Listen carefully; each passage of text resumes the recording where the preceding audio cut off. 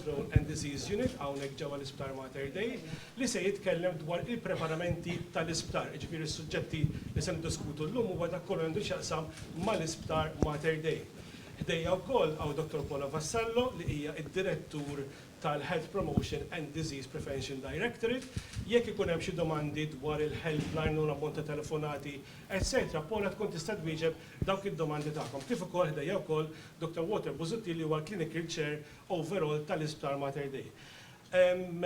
Qegħdin tinnotaw il-mod kif aħna libsin, aħna santukom update għaliex ninsabu libsin hekk, però xi ħaġa wkoll li se taraw illum hija għandna waħda mill-lista li se turi kif jintlibes il-PPP, dak li huwa il-Personal Protection Equipment. Ġifieri ħataraw ukoll kif l-istaff qed jiġu mħarġa u huma x'ikunu libsin meta jkun hemm xi każ li jkun pożittiv. Ħanħalli però fidejn Dr. Chris Barbara biex jibda l-ewwel intervent tiegħu. Insellem il-kulħadd nirringrazzjakom tal-li ġejtu, kif qed taraw illum qegħdin ġo post kliniku, allura bl-istruzzjonijiet tal-Infection Control Unit ta' Profs Board qegħdin kollha mxamrin bl-ingravati qegħdin ġewwa l-qmis u dan għaliex aħna qegħdin attenti biex ma ssirx trasmissjoni ta' infezzjoni minn pazjent għal ieħor u dun huwa l-mod kliniku kif kull tabib għandu jġib ruħu ġo daw il-postijiet kliniċi. Min-naħa tiegħi jirrendi kont intikom ta' kull darba li niltaqa' magħkom in-numru ta' swabs li qed jittieħdu ġo l-laboratorju fejn kif tafu anke matul il-lejl ikunu għadhom ħirġin ir-riżultati. Dan lej ukoll nista' jkun aħbar tajba jew nista' ntikom illi ma sibna ebda każ ieħor li kien pożittiv u min-naħa ta' swabs min-naħa tat-Dipartiment tas-Saħħa Pubblika li daw qegħdin jaħdmu bla qiegħda illi jippruvaw jikkuntattjaw kull pazjent jew mill-helpline dak li jkun li ċempel ħalli għax jaf li kien f'post ta' riskju iktar għoli joħdulu swab minn hemmhekk s'issa tiġa ħdimna 231 kampjun u kif tafu s'issa dawn it-tlieta biss ħarġu pożittiven. U ħaġa oħra li serħinna moħħna iktar u iktar minn ġo l-Isptar Mater Dei, aħna kull test li qed nirċevu għal testijiet tal-influenza jew viruses oħrajn b'mod rifless issa qed naħdmu l-COVID-19 test ukoll. U hawnhekk ħdimna 309 testijiet u kollha ħarġu negattivi. Sewa issa kif tafu tajjeb għandna 3 pazjenti li huma pożittivi għal din l-infezzjoni. It-tlieta li huma f'kundizzjoni tajba ħafna u qed nimmaneġġjaw is-sitwazzjoni kif suppost. Ġifieri dawn qegħdin iżolati fil-units tagħna, l-Infectious Disease Unit, ippreparati għalihom, konni li nippreparaw, u l-pjan s'issa qed jaħdem kif antiċipajna li ħajaħdem u kuntalli bis-sitwazzjoni. Ġifieri għandna grupp ta' nies li huma dedikati ħafna għalkemm jiena nirrappreżentahom u jiena nirrappreżentahom. Gruppi dedikati ħafna, inkluż tobba u nurses u staff anzillari oħrajn, u ovvjament qed naħdmu bħala tim tajjeb. Bħala training? Bħala training ovvjament il-pjan tagħna kien li l-ewwel jiġu trejnjati n-nies li huma iżjed esposti, jiġifieri il-frontliners, l-emerġenza ġew ittrejnjati, l-ITU ġew ittrejnjati, ovvjament aħna tal-ITU l-Infectious Disease Unit ittrejnjati fully. Mbagħad ovvjament il-pjan kien li nibdew nittrejnjaw dawk in-nies għax jekk jintela il-units tagħna ovvjament iridu naraw fejn jistgħu jiġu trattati iżjed liema parti tal-isptar ħajġu trattati dawn in-nies. Bdejna dawk il-proċess, ittrejnjajna bejn ieħor 200 tabib, ittrejnjajna wkoll numru 100 ta' nurses ukoll, plus staff anċillari. Qabel ma bdejna training kull sezzjoni tal-isptar qegħdin ongoing bħalissa qed niltaqgħu magħhom wiċċ in wiċċ nispjegawlhom x'qed isir madwarna bħala Malta, x'qed isir ġo Malta u ovvjament x'inhu l-pjanijiet tagħna Mater Dei biex kulħadd ikun fully informed għalfejn qed nagħmlu ċertu affarijiet. Mela, nista' ngħaddu għal Profs Michael Borg. Mela, iktar li updates naħseb jiena importanti ħafna li nerġgħu nagħmlu pass lura u nitkellmu fuq il-basics ta' din il-marda. Mela, din hija marda, il-COVID-19, li tixtiebaħ bħal l-influenza kif tixteret. Issa l-influenza tixteret bi 3 modi. Għadnihom l-ewwel darba ma' importanti għaliex sfortunatament kultant il-prinċipju qisu mhux kulħadd jifhimhom. Mela, l-ewwel mod kif tista' tinxteret il-COVID bħalma jista' jinxteret rieħ ordinarju ta' żmien hija jekk xi ħadd jatas fuqek. Mela inti jekk xi ħadd jatas fuqek u għandek riħ, il-virus tar-riħ ħassibu f'dawk il-taqtir li inti ħatatas u met inti dawk it-taqtiri missu jew ħalqek, jew imnieħrek, jew għajnejk, hemmhekk il-virus jinxteret ġewwa ġismek. Imma daw it-taqtir li aħna nazzu, meta nazzu, tajjeb, daw it-taqtir ma jmurux il-bot iktar minn metru. Tajjeb, ċfiri da, jekk jiena kelli natas, għawek, u ma noħux il-prekawzjonijiet li il-health promotion jgħidulna li nazzu fil-minkeb, tajjeb, anke jekk jien natas, probablement intom biss li qegħdin bil-mikrofon tiġu esposti. Ma dik jara l-waħda.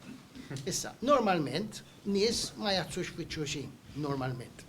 Mela, għaliex allura jinxtered dan il-marda li xrajna, per eżempju, kif ġara, per eżempju, fil-ċina, qed naraw issa f'ċertu villaġġi fl-Italja, kien hemm dak il-spread f'daqqa. Għaliex il-problema hija li meta inti għandek postijiet magħluqin bħal djar, jekk inti qed tatas, orajt, mhux se tatas fuq ħadd, imma dak it-taqtir se jiġi fuq xi mejda, fuq xi minkeb, fuq xi switch tad-dawl.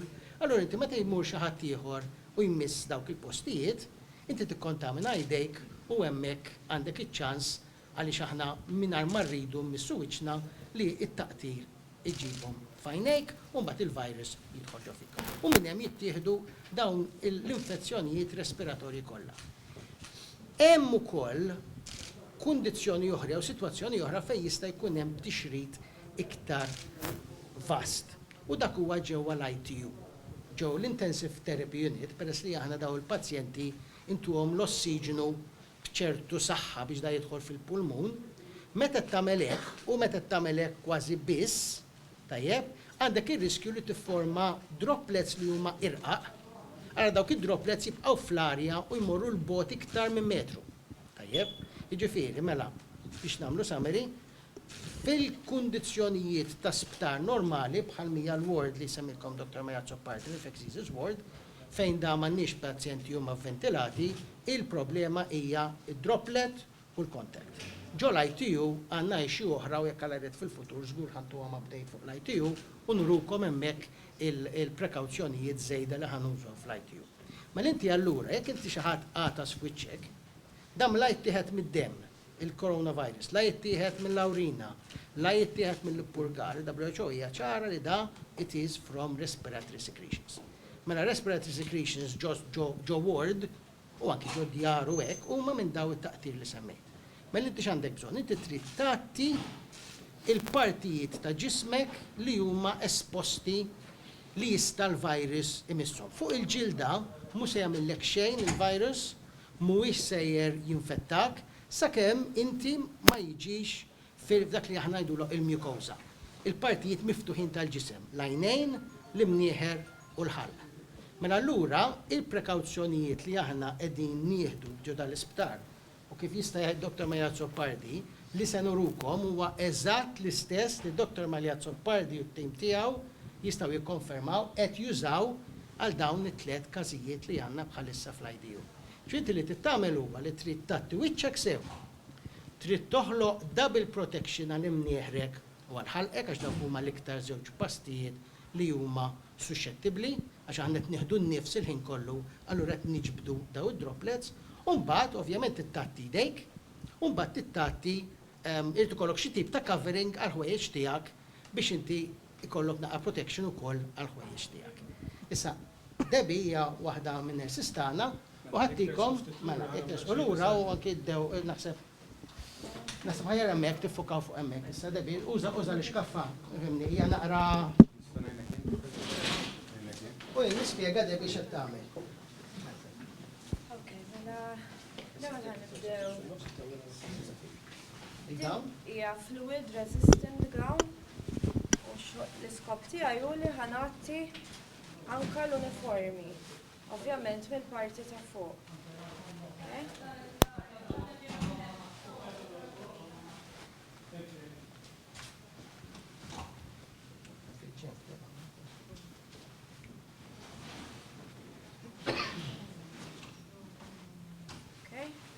Nagħmlu wkoll u jenkerit ħalli waqt li jien qed naħdem ma jekbemx risk li jiena ħan esponi idejja.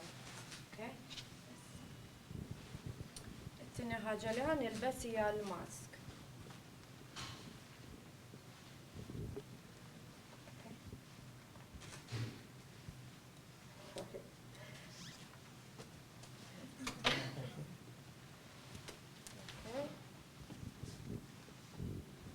Waqt li qed nagħmel hekk niċċekkja wkoll li l-mask hija secure.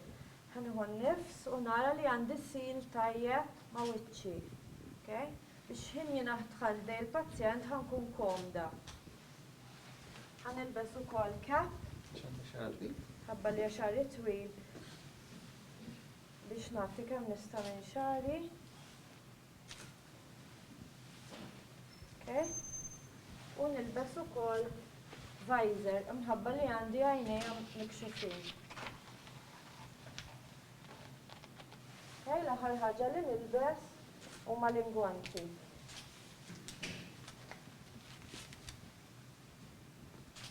Okay.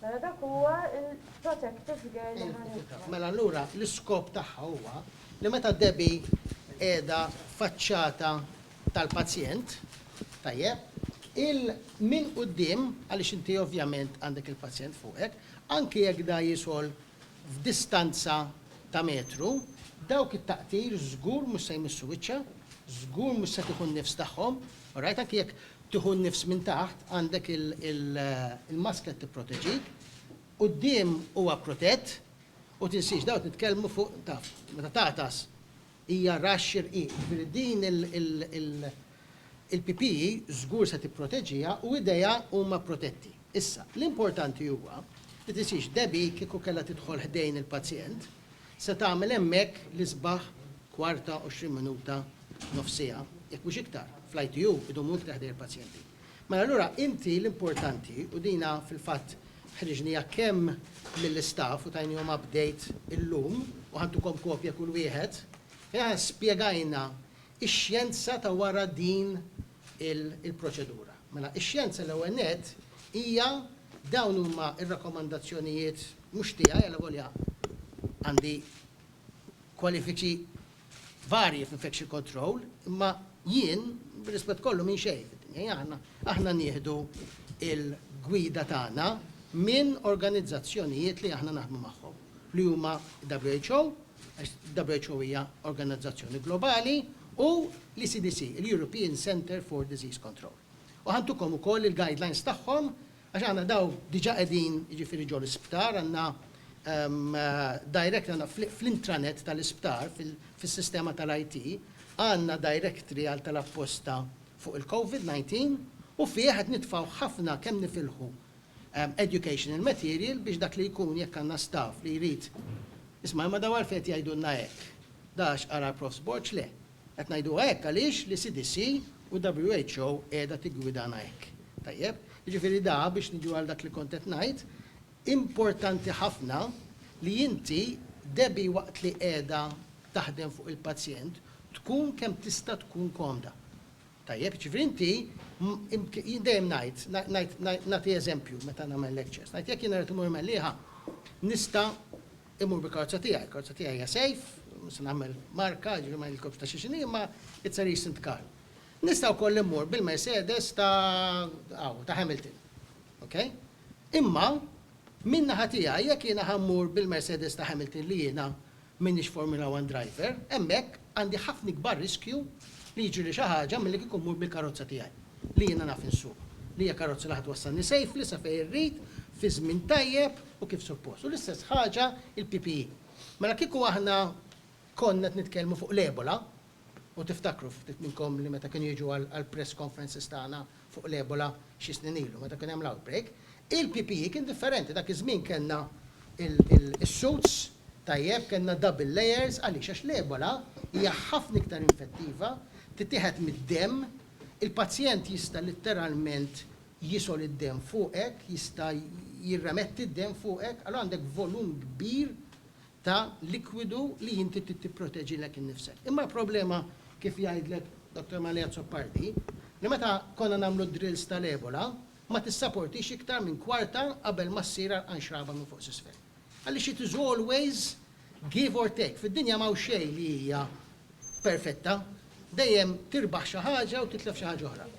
Issa jekk inti ħadd tagħmel PPEs minn fuq s'isfel li huma restringenti żejjed, hemmhekk li ħadd titlef huwa one ħadd taħdem b'mod li huwa skomdu ħafna u t-tieni net u l-iktar ħaġa importanti hija li ma tiġi inti tiġi biex tneħħih se jkun diffiċli ħafna biex tneħħih. Issa taraw il-Debi kif se tneħħi l-PPEs kemm huwa faċli għal kwalunkwe individwu biex ineħħi PPEs.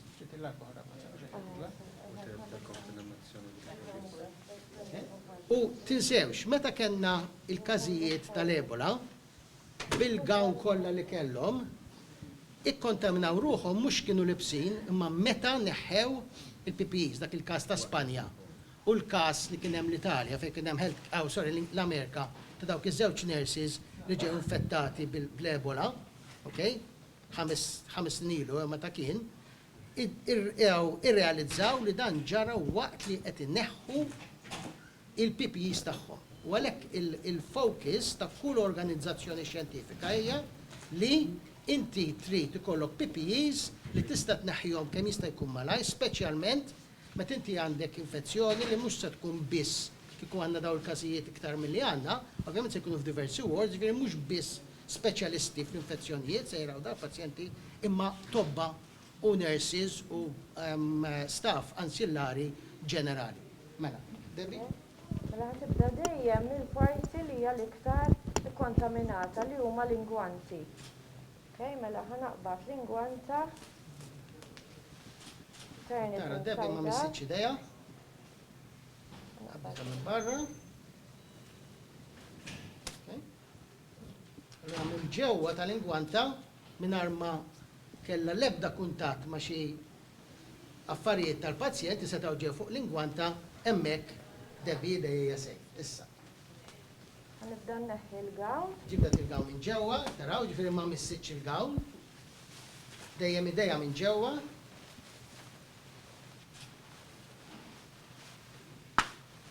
Tata. Ovvjament ħajkolli fej ħanal. Il-reċipjent, fil-word konna il-reċipjent, dan mhux fil-da. Qabel immis-switchi, ħal irrid nagħmel il-hand rub. Ma missitx il-hand rub bidejja, missitu bil-minkef li kien morti, u waraw it-teknika, di importanti ħafna anki għan-nies. Inti tara nies jaslu idejhom normali, Debbie qiegħda tagħti il-partijiet kollha tal-id.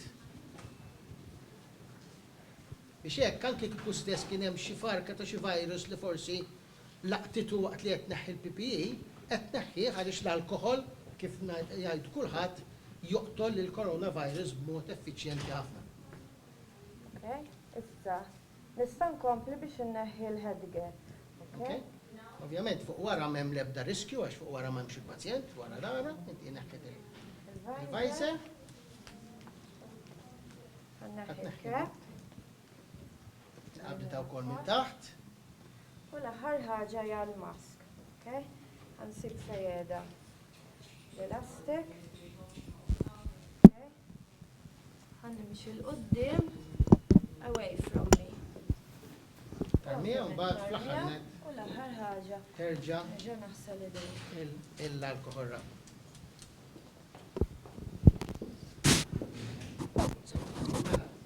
Just to conclude, Debbie daħlet li l-pazjent b'mod li attiv ta' infezzjoni li huwa l-coronavirus. Bil-mod xjentifiku li għandna li dan huwa biżejjed, kienet protetta u l-iktar ħaġa importanti kif rajtu b'mod faċli u rapidu ma damage, ġifieri biex inti tneħħi daw it-Tyvex tal-Ebola għandna wkoll għax dejjem fl-IDU, fil-Infectious Disease Unit, għandna protokolli skont l-infezzjonijiet. There's no one size fits all. Okay, din hija farsa li hemm xi wieħed bil-fors tajjeb għal kollox, dejjem skont l-infezzjoni. Kieku kellna nużaw it-Tyvex, kieku Debbie għandha l-isbaħ kwarta u jrid kollha xi ħadd magħha. Plus li għandek ir-riskju wkoll li inti peress li t-Tyvex tneħħiha minn quddiem għandek iċ-ċans li tista'. Issa l-mistoqsija li probablement se tajdu allura I am going to preempt it, hija intom kif tafu li hija effettiva. Mela, speċjalment meta naraw daw il-pajjiżi kollha mingħajr ma nsemmu postijiet fejn kellhom sitwazzjonijiet fejn il-healthcare workers tagħhom ġew infettati. Huma fin-news intom qegħdin fil-medja tafu li hemm pajjiżi fejn daw semmew li għandhom healthcare workers infettati. Mela aħna ħarisna lejn il-pajjiżi li qalu li ma kellhomx healthcare workers infettati. U din hija speċifikament at this stage l-iktar waħda li hija tispikka huwa Hong Kong. Mela Hong Kong hija parti miċ-Ċina kif tafu. Hong Kong kellha numru kbir ta' pazjenti ta' COVID u kombinazzjoni pubblikata paper tagħhom għadhom kif ippubblikaw paper u ħantukom il-link għalija ġifieri aħna xejn ma naħbu mill-istaff qiegħda wkoll fiċ-ċirkulari oriġinal intukom ukoll kopji tagħha. U dawn qed jiddikjaraw li ma kellhom l-ebda każ ta' healthcare worker infettat u l-PPEs tagħhom huma eżatt bħal tagħna. Visor, gown, maskla u gwanti.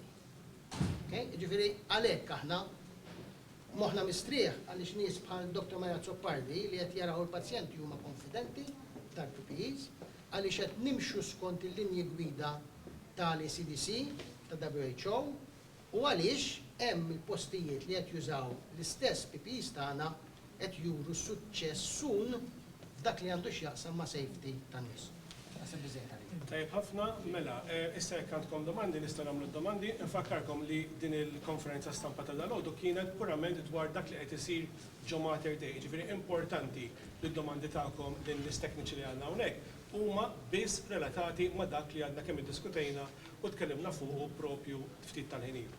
Tajjeb, mela, nistgħu nibdew nimxu. Għandna kollha press conference tal-environment kien qed jgħidu li dan il-protective care.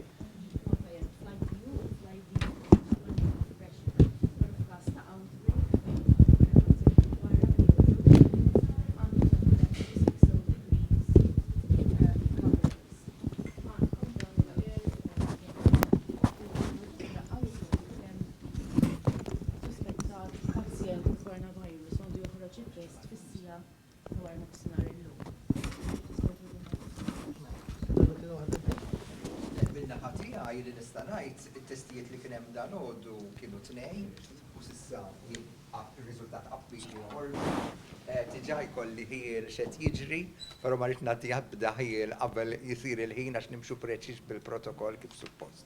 Imma kif qed taraw m'hemmx iktar allarm milli-soltu nkun qiegħed inkwetat dan. Però f'dirran tal-lum soltu jkollu xi 20 nserta li dalodu kelli tnej biss, ġifieri ma tantx daħlu kwantità ta' swabs. Żewġ kampjuni huma żewġ testijiet li ġaħlu min-naħa ta' Mater Dei biss. Mela, ħan rispondi ta' se. Mela, jiena fuq li evidenza qed jitkellem Mr. Patch, naħseb u jrid jgħidha mhux jiena. Jien kull ma nista' ngħid hija l-evidenza li għandna aħna. U iktar importanti ix-xjenza. Mela, meta inti qiegħed titkellem fuq PPEs, kif qed ngħidu, il-PPEs irrespective fejni, ġifri inti il-PPEs, għall-IDU, għall-ITU, għall-M2, għall-Neuromedical Ward li għedha ħdejna, tiddeterminom biss skont il-ċirkustanzi kliniċi, mhux il-ward nifisam, billi qed f'kamra f'dil ward kontra kamra f'ward oħra, ma tagħmel l-ebda differenza. Issa, ir-raġuni tan-negative pressure ġo l-ITU, okay? Hija dak li għadni kif għattilkom fil-fatt fil-intervent tiegħi. Għaliex fl-ITU hemm proċeduri bħal huma dan il-ventilation li semmejtilkom tal-pazjent li aħna nintubawh jew nużaw maskli għal tal-apposta li jippumpjaw l-arja b'ċertu saħħa. U fl-ITU, kif ukoll fl-IDU, hemm ir-riskju li jkun hawn daw l-aerosol, jekk tigooglihom, aerosol generating procedures. Tajjeb? Aerosol generating procedures. Ġifieri jiffurmaw daw id-droplets ħafna iżgħar minn dawk li naqsu bihom. U dawk id-droplets jibqgħu fl-arja. Jiġifieri inti in-negative pressure tal-IDU u l-ITU mhijiex xi ħaġa flok il-PPE. Il-PPE huwa standard. Ġekk inti għandek pazjent coronavirus, dak huwa l-standard PPE. Again, ħantukom il-linji gwidi tal-ECDC, intukom kopja kull wieħed u tarawha. Ġifieri dak huwa standard. Imma mbagħad l-istess linji gwidi jgħidlek li jekk inti ħad tagħmel aerosol generating procedures, inti kollok bżonn arja li tinġibet il-barra biex dawk id-droplets irqaq li se jibqgħu sospiżi fl-arja ma tħallihom hemmhekk imma jinġibdu fl-arja. Issa li qed jiġri li l-ebda sptar fid-dinja m'għandu ammont unlimited ta' negative pressure rooms. X'għamilna? Ġibna mal-ewwel għax dawn nħatfu literalment ħatfuhom iċ-Ċina kollha għal dawn l-isptarijiet li bnew. Imma peress li ħsibna kmieni rnexxilna nġibu kemm ġibna wekk? 9 u 5 fil-bidu. Ġri għandna 14. Il-unit li dan huwa jiffiltra l-arja. Menti dekkalajiet meta nagħmlu session iktar tard u Frederick għal diġà ippjanata fl-ITU, ħalli ndiskutu dawn l-issues, tarawhom hemmhekk. Ġifieri għandna kmamar fl-ITU li jiġbdu l-arja.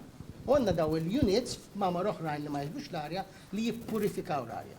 Ċir bażikament fejn xed ngħid li aħna il-PPEs huma identiċi u fejn hemm dan ir-riskju ta' dawn l-aerosol generating procedures mhux talaqlek innifsek trid ara kif jista' jkun fl-ITU fejn għandek ners li ġiri jdum satej tlieta jidħol hemmhekk dan il-garb komplut. Li rrid nagħmlu nippurifikaw l-arja biex l-ITU u l-IDU inġibuhom ekwivalenti għal kull ward. Mela inti għalhekk għandek il-PPEs tiegħek. Any other questions? L-UMN għalu kollu li ġili kunem kazijiet fejn nurses jikunu first point of contact ma' suspected cases ta' COVID-19 mux dejjem kollhom aċċess għal din il-PPE. Kemm hu minnu da u għalfejjek le. Jimma wasal li lebda mela bħalissa tajjeb bħalissa għandna sistema fl-emerġenza fejn kull individwu li jidħol l-isptar u taraw tista' tmurru hemmhekk u taraw hemm persuna barra ma jħallukx tidħol fir-reception. Fir-reception mhux ġol ward qabel ma inti ittihom l-informazzjoni jekk kontx imsiefer, jekk kontx imsiefer f'wieħed minn dak il-pajjiżi li ħarġu fil-lista u jekk kontx imsiefer fl-aħħar 14 ġurnata. Ġifieri aħna tisir screening qawwi fl-emerġenza biex aħna daw il-pazjenti naqbduhom mal-ewwel nsaċċertakom għaliex kemm jiena u Dr. Marazzo Pardi konna xi 3-4 telefonati kuljum bil-lejl li daw qed naqbduhom. Tajjeb, barra minn hekk huwa importanti wkoll din hija xi ħaġa ta' knowledge ġenerali li il-mikrobu ma toħdux, il-virus ma toħdux jingħidilhom meta nagħtu l-istudent da mhux Harry Potter, kollox tal-magic, all right? Il-virus irid ikun hemm ċertu ammont ta' kuntatt. Meta ikollok kuntatt diġà għadna finqas minn metru, ġifieri literalment tkun kważi mkaħħal miegħu. Ukoll huwa irid ikollok kuntatt ta' mill-inqas 15 minuta, l-inqas l-esperti mill-Awstralja li huma veru proactive daw qed jindikaw li inti jew għandek 15 minutes close to close patient finqas minn metru, jew inkella tkun f'din il-kamra għal satejn mill-inqas. Jekk mhux iktar, minn jgħid satejn minn jgħid 6 sigħat. Okay? Alla tispjega għaliex daw il-każijiet jiktar jittieħdu fid-djar. Għax fid-djar għandek nies viċin ta' xulxin, jiġifieri jiena ġoda l-isptar, tajjeb, jien ma naf li l-ħadd li għandu bżonn daw il-PPEs u ma natawlux. Irid ngħid ukoll li huwa normali li meta naraw daw l-affarijiet xi ftit jew wisq in-natura umana tagħna ikonna f'xi ftit tal-panik. Kulħadd ikun irid il-PPEs. Okay? Issa ovvjament PPEs għandna fil-fatt id-direttur tal-procurement qal li ajruplan ħajnżel Malta llum mimli PPEs oħrajn, tajjeb, imma is-sitwazzjoni globali nafuha. Nafu li din hija marda li għandha mnejdum fl-Ewropa għal diversi xhur. Ġifieri aħna min għandu bżonn PPEs u rajtuhom. Rajtuhom tilajn bil-pazjent kienu kollha bil-PPEs, kulħadd jingħata PPE, ħadd mhu sejjer jibqa' mingħajr PPE, imma ovvjament jekk inti għandek bżonnhom u għal proċeduri li għandhom bżonn dawk it-tip ta' PPEs. Clinics istess protokoll. Iva. Fil-health centers l-istess, ovvjament insewx fil-kif Dr. Marazzo Pardi ma sajċ ħaġa? La, ovvjament il-PPE tintuża skont ir-riskju li jkollok. Ir-riskju li ħajkun hawn l-isptar meta għandi pazjent li huwa marit u qed jisol u jagħtas deni u għandu ħafna żed secretions minn daw droplet li semma Prof Gorge, ovvjament dak minn ħajr saħdeħ għandu bżonn ċertu PPE. Jekk jien qiegħed f'bieb u hemm possibilità li xi ħadd ħajidħol u qed insaqsih il-mistoqsijiet u ma nafx jekk għandu jew le, u ma jidix daqstant marit, għandu bżonn PPE differenti. Allora il-PPE jiddependi x'tip ta' riskju jkollok skont il-PPE li għanduk. Iżjed persuni li kienu testjati pozittivi u għedin jieħdu trattament Mater Dei, il-kondizjoni tagħhom kif inhi. Wara li għaddilhom, kemm iridu jistennew qabel ma jkunu jistgħu jerġgħu jiġu rilaxxati fil-komunità u jekk kien hemmx domandi għal swaps fuq il-helpline minn hotels. Mela, jibda Dr. Maret. Mela, palissa l-kondizjoni tal-pazjenti li għandna tlieta l-ID huma stabbli u nistennew li jibqgħu stabbli. Il-mistoqsija l-oħra kienet Meta jiġu biex joħorġu? jiġu rilaxxati. Ovvjament diversi dawn mhux pazjenti bħal normali, ok? Ġifieri wieħed hemm diversi affarijiet wieħed jikkonsidra jisiru swabs nerġgħu biex naraw l-infezzjoni għaddis hemm jew le. Iżjed minn hekk fuq il-kondizzjoni tagħhom kif ħatibqa'. U ovvjament jekk ħajmorru lura fejn ħajmorru. Jekk ħajmorru f'post irid tkun post sikur kemm jista' jkun biex aħna ovvjament ma nxerdux l-infezzjoni barra minn dawn l-4 ħatar. Bħala helpline kien hemm domandi għal swaps minn hotels. Kellna ħafna minn djar, ġu ħafna nies li ċempluna, bħalissa qed nanalizzaw l-informazzjoni kollha nkunu iktar nagħtukom iżjed informazzjoni fuq minn fejn ġew. Però fil-bidunet kellna mill-hotels u ġew kollha negattivi, ġifieri. U bħalissa iżjed ngħidilkom il-numru ta' telefonati li kellna l-fuq minn 13,000 telefonata minn ġubdejna il-helpline dawn l-aħħar 3 jiem kellna ħafna iżjed, jiġifieri u għandna hawnhekk nieħu l-opportunità wkoll nirringrazzja l-istaff mediku, l-istaff ta' saħħa li qed jgħinuna biex aħna biex inwiġbu u ngħinu l-poplu. U bħala public health, qed ħajsir xi ħaġa xi tip ta' training jew information sessions f'postijiet fejn forsi ma jkollhomx aċċess daqshekk għal media. I'm referring specifically to open centers, will the people be informed, trained? Aħna kotti nagħmlu protokoll tal-kull tip ta' institutions, jiġifieri biex aħna nitrejnjawhom dejjem fuq il-mod ta' prevenzjoni. Tim? Qabel tkomplu għandu naqra update Kif tafu r-riżultati ħirġin kontinwament, l-aħħar żewġ każijiet li għadkom kemm għattilkom li kienu għaddejjin waqt li kontu qed tistaqsuni d-domandi, għadhom kemm ħarġu r-riżultati jistgħu huma negattivi wkoll, ġuri. Jekk qed taqraw li kien hemm xi ħaġa suspettuża, assolutament dawn huma fake news totalment.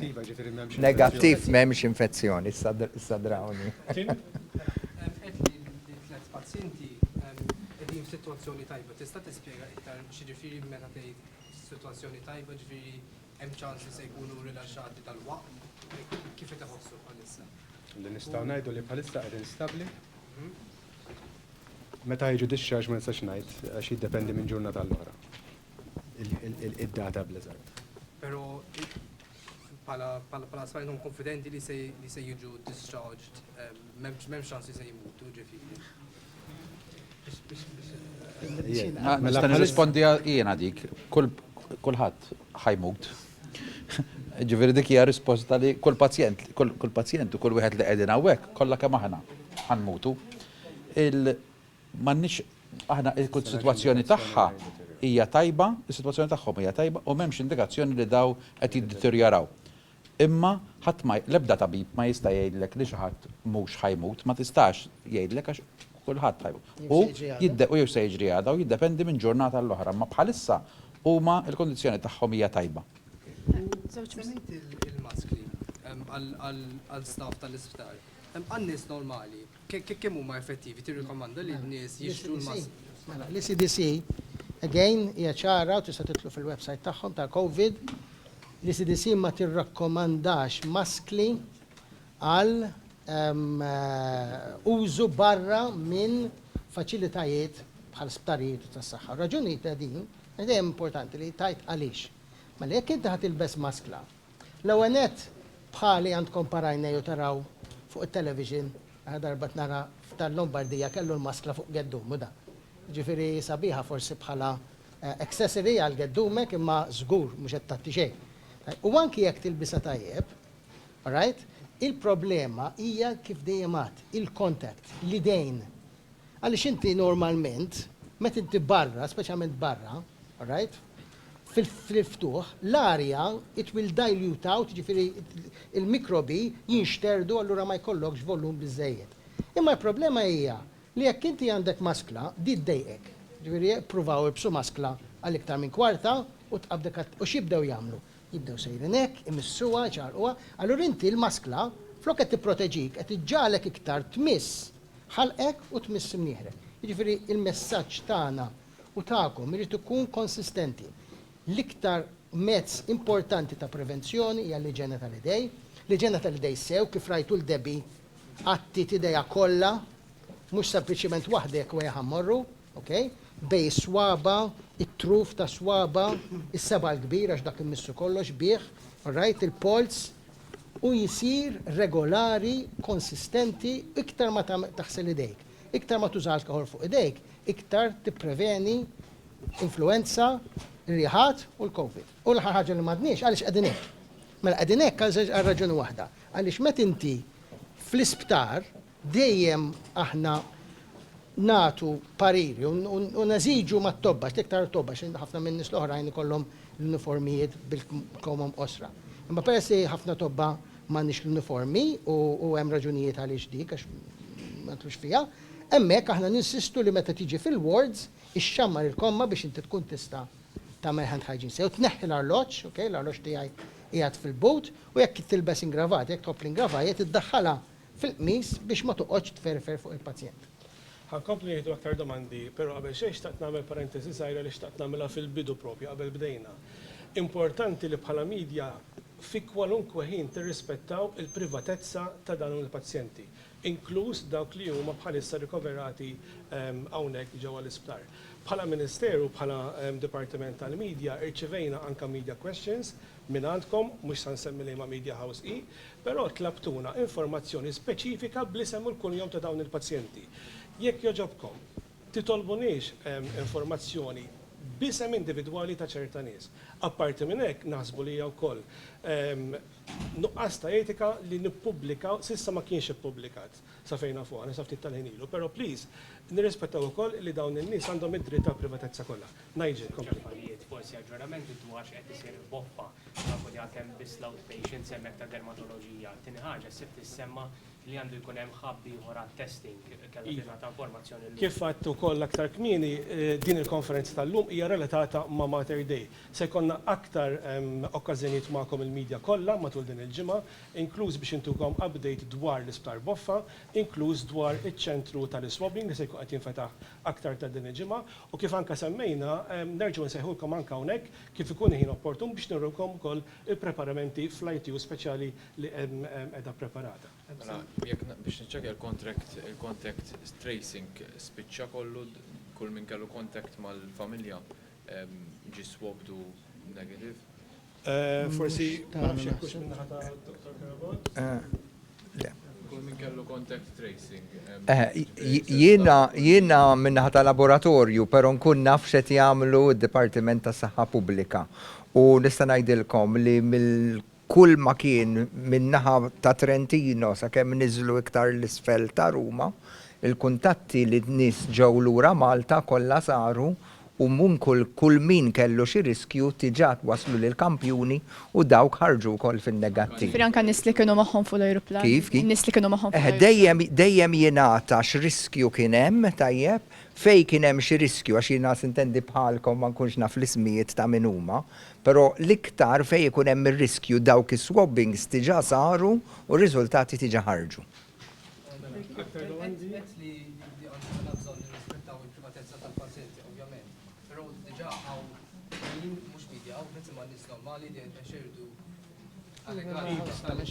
X'jagħmlu nies individwali fuq il-Facebook ma nistax nikkontrollawhom, però naħseb il-medja inti taf daqsi iktar minni responsabilità illi Forsi bħala l-awtoritajiet tistgħu tagħtu messaġġ għan-nies jew kif għandhom jirraġixxu fil-konfront tal-familja jekk intom tikkundannaw dawn l-attakki li ħafna attakki li isiru fuqhom ukoll. Dawn in-nies għad it-tifla she just got sick, daqshekk she didn't do anything wrong. Naħseb li huwa kumment ġenerali. Kumment li rridu ngħidu fuq dis-sitwazzjoni li għandna bħalissa hija li dawn il-pazjenti li għandna bħalissa kienu responsabbli ħafna. Jiġifieri daw meta ġew Malta ma ħarġu mkien, il-bib tagħhom kienu qed iġbulhom l-ikel wara l-bib, jiġifieri dawn huma nies responsabbli. Jiġifieri U għalhekk importanti li nmexxu l-messaġġ, isma' dawn nista' nkun jiena, jista' jkun ċensa, tista' jkun Pippa, li rispettaw in-nies ta' nies li huma.